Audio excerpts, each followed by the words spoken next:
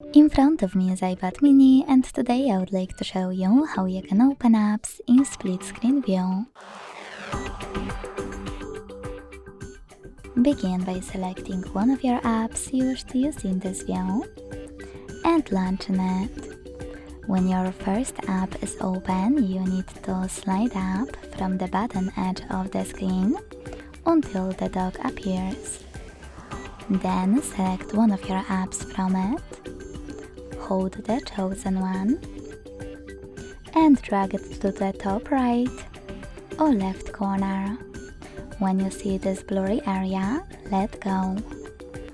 As you can see now, I can use both of my apps at the same time. If you wish to go back from this mode, drag one of your apps all the way to the right.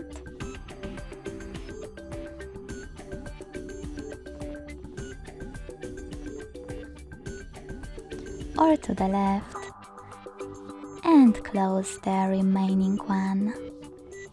Thanks so much for watching. If you enjoyed this video, don't forget to leave a like, comment and subscribe. Bye!